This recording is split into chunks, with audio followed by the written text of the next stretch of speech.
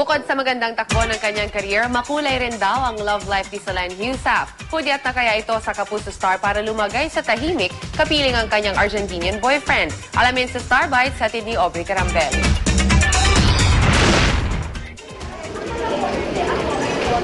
It girl at sexiest woman alive. Yan ang tawag ngayon kay Solenn Heussaff.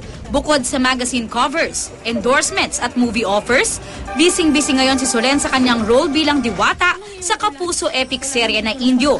Malaki raw ang tulong ng serye sa kanya dahil nakakasa ang kanyang pananagalo. Nakakatuwa naman sa set kasi lahat kami mga 4 or 5 takes each kasi di namin intindihan kung anong sinasabi namin. Ganun. So, pero funny naman at it's helpful para sa pronunciation kasi kailangan ko magsalita ng mabagal para pwede ako mag-pronounce ng lahat ng sinasabi. Very happy din daw si Solenn sa kanyang love life. At bagamat going strong sila ng kanyang Argentinian boyfriend, gusto pa rin daw niyang i-enjoy ang kanyang trabaho at pagiging single. Kaya wala pa sa plano ang pagpapakasal. Taliwas sa lumabas na ulat na nais niyang lumagay sa tahimik pagkaraan ng 2 taon.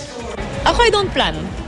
I don't like planning. So, kung nangyayari, in age naman ako, kung hindi, then may time pa ako. Not yet, not Oh, yet. no. You're not talking about it yet? You're not planning No, for it? sana surprise. No talks, no talks. We're just enjoying each other's company. Aubrey Carampel, GMA News.